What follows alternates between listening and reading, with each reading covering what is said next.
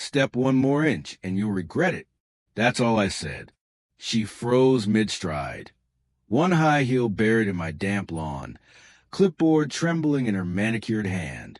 The morning sprinklers hissed softly, the mist catching sunlight like glass dust. The look on her face said it all. No one talked to her that way. Karen Blake, HOA president, queen of Maple Creek. She pointed her pen at me like a weapon. You don't tell the HOA where to walk, Mr. Thompson. This is community access. I smiled. Funny. The community didn't pay for the sod you're standing on. Her jaw tightened.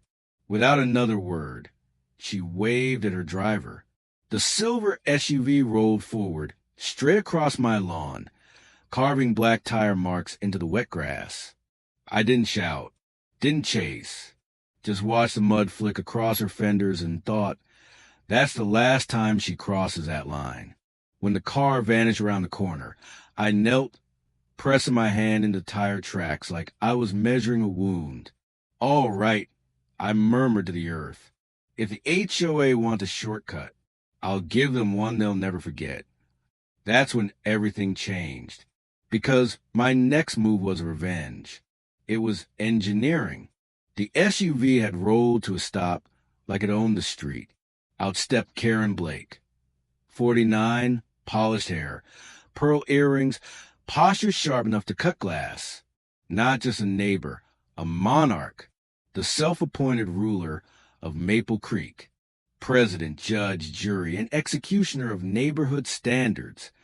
Morning, Mr. Thompson, she said, voice smooth as bleach. You might want to keep your corner trimmed. The boards receive complaints. I looked down at the muddy tire track she'd just created. Complaints from who? Yourself. Karen tilted her head. Community property is everyone's responsibility.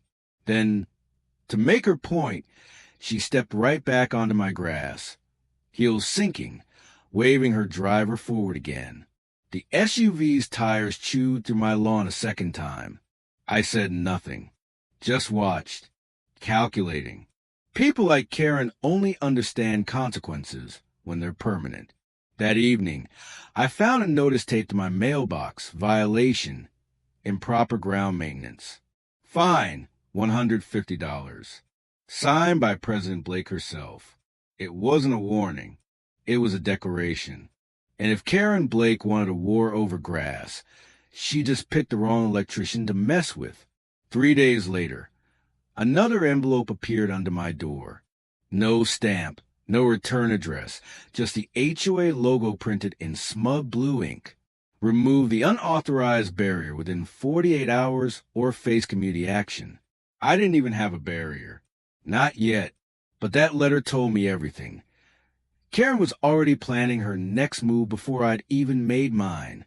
That night, I installed another camera, this one facing the street. At 11:30 p.m., my phone buzzed with a motion alert. 2 figures in dark clothes crept across my lawn, shovels in hand. I watched them pull up my property stakes and replant them 6 feet closer to my porch. It wasn't random vandalism. It was theft, precise, quiet, and meant to look official. The next morning, I measured the damage myself. My corner lot had shrunk. By noon, Karen's silver SUV appeared again. She rolled down her window, smiling like a queen inspecting her conquest. Everything looks so much better now, she said. I raised my phone, took a picture. Smile, President Blake. I said softly, you're standing on evidence. Her grin faltered. The first crack in her porcelain armor. That single photo was more than proof. It was the start of her downfall. 2 mornings later, another envelope, hand-delivered. Community conduct hearing notice apparently. I was being summoned for aggressive behavior toward board members. Aggressive? I hadn't even raised my voice. Still, I went.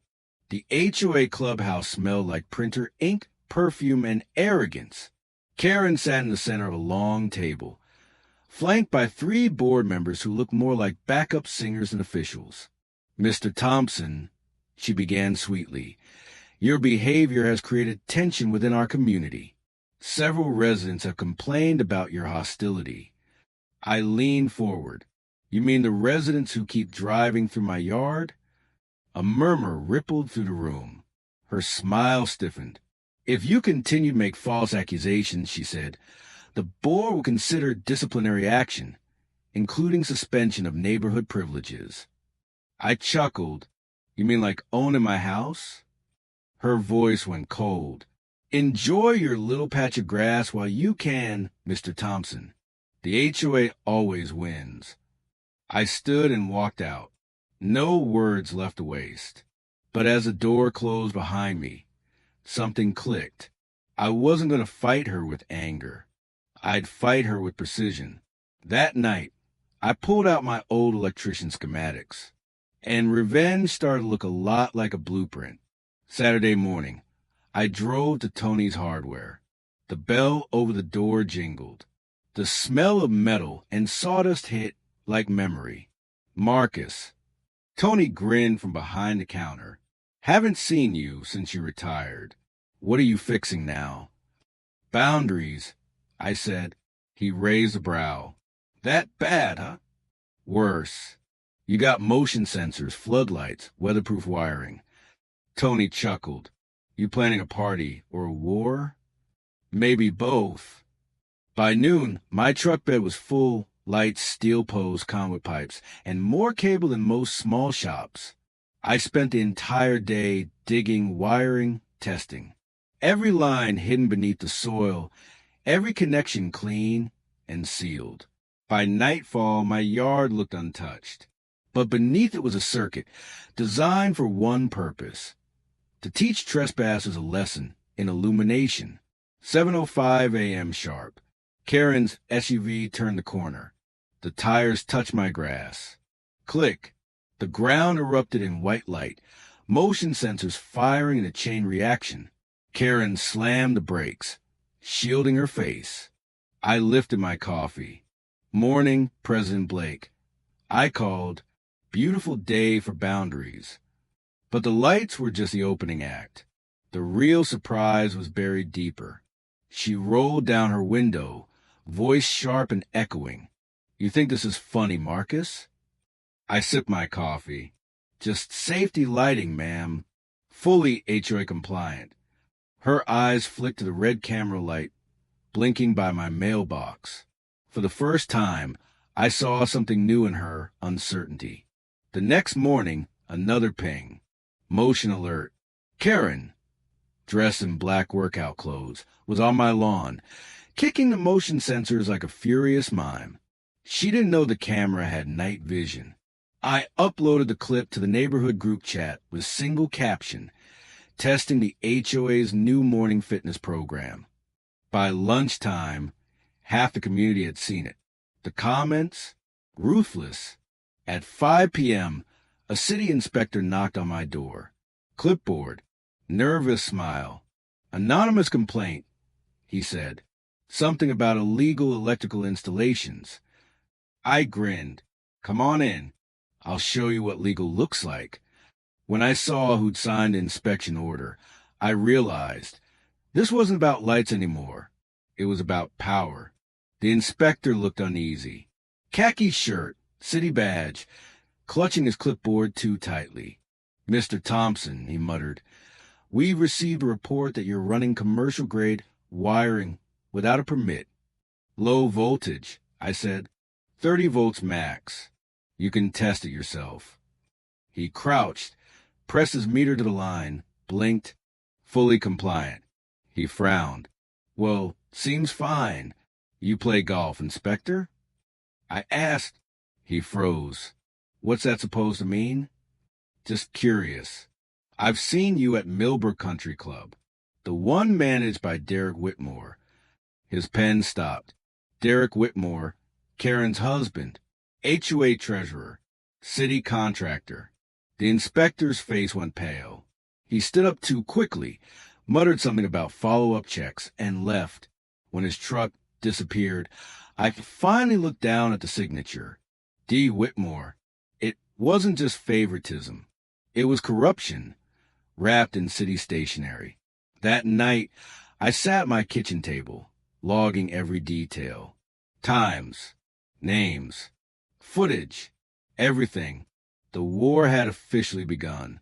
They say every current leaves a trace, and in my world, that trace always leads somewhere. At 7:05 a.m. sharp, right on schedule, I heard it, the hum of Karen's silver SUV slicing to the quiet morning air. She didn't even hesitate this time. She'd driven that shortcut so often, I swear she could have done it blindfolded. Then came the sound I'll never forget. Thud. Metal crumpled against concrete. Tires screamed. Steam hissed from under the hood. Karen's front bumper had met my brand-new decorative marker. I stepped out onto the porch, coffee in hand, calm as sunrise. "Morning, President Blake," I said. "Careful, that's private property." She stumbled out, red-faced and furious. "You did this on purpose. This is entrapment." I stayed level. "That's a safety post, 8 inches inside my property line. Perfectly legal. Want to see the survey?" Her voice cracked. "You'll pay for this." I nodded toward the blinking red light on my mailbox camera. "I think your insurance will." Within 15 minutes, 2 police cruisers pulled up. They checked the footage, reviewed the survey, then turned to her. "Ma'am," one said, "this structure's compliant. You've been trespassing." The silence that followed, that was the sweetest sound I'd ever heard. But that crash didn't just bend her bumper. It shattered the illusion that the HOA was untouchable. By noon, the story was everywhere. Photos of her dented SUV spread faster than gossip. Someone even made a meme. Her car half buried in my grass with the caption, "Community access denied." And behind the laughter, something started to shift. Neighbors who'd stayed silent for years began to speak up. One by one, they came to my porch, stories spilling out like floodwater, hidden fines, unapproved fees, quiet threats. The HOA had been squeezing people for years. 2 days later, a reporter showed up. "Mind if I ask about your dispute with the HOA?" she said. Notebook ready. I handed her everything. Photos, footage, surveys, timestamps. The next morning's headline hit like lightning. "Retired electrician outsmarts corrupt HOA." By sunset, half the board had resigned.